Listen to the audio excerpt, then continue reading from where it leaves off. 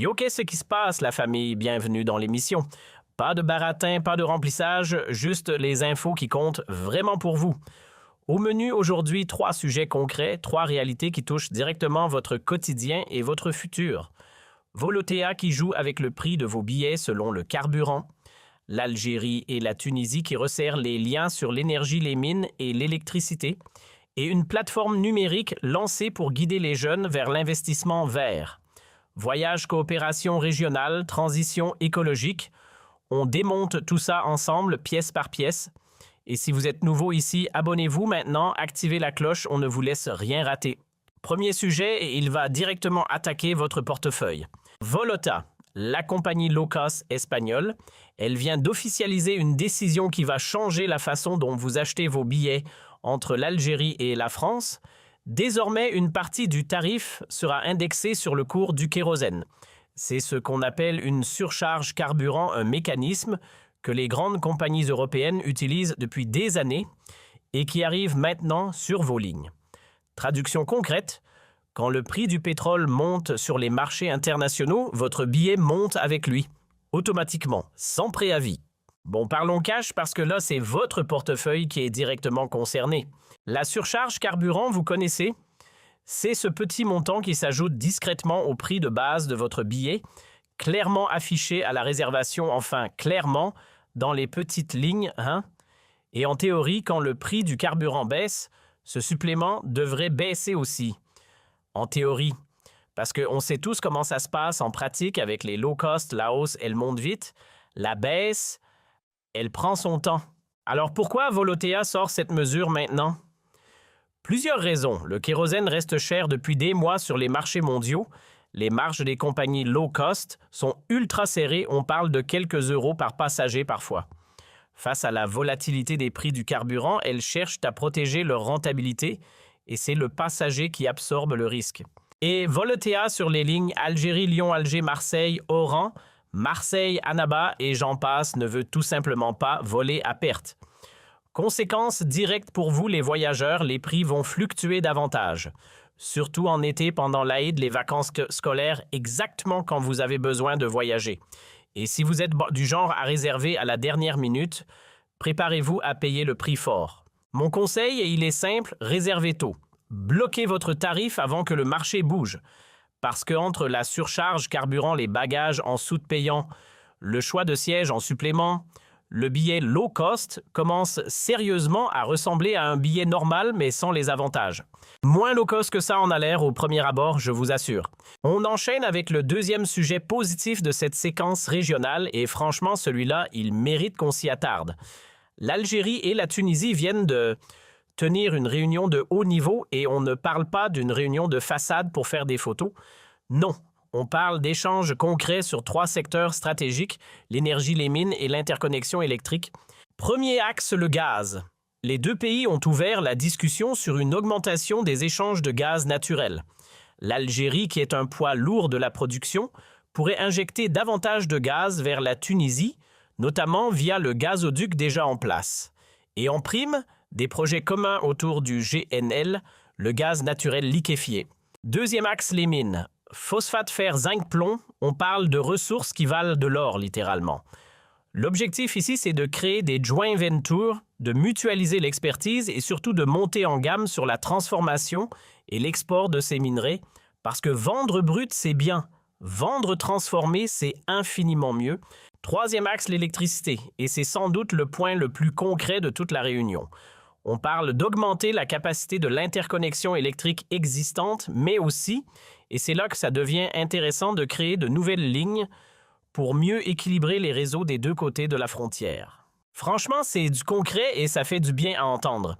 La Tunisie pourra importer davantage d'électricité depuis l'Algérie aux heures de pointe et l'inverse aussi. On parle d'un vrai échange, pas d'une relation à sens unique. Mais derrière ce renforcement du réseau, il y a des ambitions bien plus larges, accélérer l'intégration économique maghrébine, réduire la dépendance énergétique tunisienne vis-à-vis de l'extérieur, créer des projets communs qui génèrent de l'emploi et des revenus des 2 côtés de la frontière. Et surtout, préparer l'avenir avec des projets concrets dans l'hydrogène vert et les énergies renouvelables. Cette réunion, elle s'inscrit dans une volonté commune de relancer la coopération bilatérale après une longue période de ralentissement. Des accords techniques devraient être signés dans les prochains mois. C'est une bonne nouvelle pas seulement pour ces deux pays, mais pour tout le Maghreb qui tente enfin de transformer ses intentions en actes réels. Troisième sujet, et là on parle d'avenir, de jeunesse, de vision. Le gouvernement algérien vient de lancer officiellement une nouvelle plateforme numérique, Green Invest DZ, ou Plateforme nationale pour l'investissement vert. Son objectif, accompagner les jeunes entre 18 et 40 ans dans le lancement de projets dans les secteurs écologiques et durables. Pas de la théorie, de l'action. Bon, maintenant on rentre dans le concret et franchement c'est là que ça devient intéressant. La plateforme, c'est pas juste une belle vitrine, c'est un écosystème complet pensé pour que le jeune Algérien qui a une idée verte dans la tête puisse passer à l'action sans se perdre dans la jungle administrative. Première brique, la formation, des cours en ligne gratuits accessibles à tous, entrepreneuriat vert, économie circulaire, énergie renouvelable, recyclage, agriculture, bio, écotourisme, tout y est, t'as zéro excuse pour dire « je savais pas comment faire ».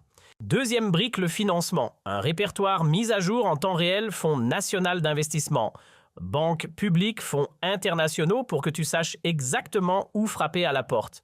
Plus d'errance, plus de « je savais pas que ça existait ». Troisième brique, l'accompagnement humain. Tu soumets ton projet en ligne et on te met en relation avec des mentors, des experts. Parce qu'une bonne idée sans bon conseil, ça reste souvent une bonne idée et rien d'autre. Quatrième brique, le simulateur de projet, un outil pour calculer concrètement la viabilité économique de ton idée, son impact environnemental. Avant de te lancer, tu sais à quoi t'attendre. Cinquième brique, la communauté, un forum des réseaux pour échanger avec d'autres jeunes porteurs de projets verts. Parce que seul, on va vite, ensemble, on va loin. Et enfin, le dossier unique, un seul endroit pour déposer tes demandes d'aide et suivre l'évolution de ton projet en temps réel. Fini le cauchemar des dossiers en double, en triple perdu dans les méandres de l'administration. Les secteurs ciblés énergie solaire, éolien, biogaz, recyclage et économie circulaire, agriculture intelligente et biologique, traitement des eaux usées, mobilité verte, écotourisme. Le spectre est large et c'est voulu. Pourquoi tout ça? Parce que le gouvernement a compris quelque chose de fondamental, la jeunesse algérienne déborde d'énergie. La question, c'est pas si cette énergie existe, c'est où elle va aller. Et là, l'objectif est clair, la canaliser vers des projets utiles, créateurs d'emplois et qui permettent de réduire enfin la dépendance aux hydrocarbures. Voilà, on arrive à la fin de ce bulletin et franchement, c'était dense. 3 actus, 3 angles différents, mais un seul fil rouge, l'Algérie qui se réinvente. D'abord, Volotea qui indexe ses tarifs sur le carburant.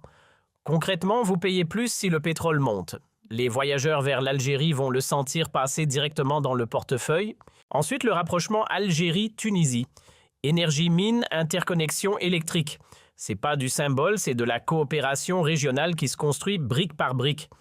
Et enfin, cette nouvelle plateforme numérique dédiée aux jeunes pour les accompagner vers l'investissement vert et l'économie durable.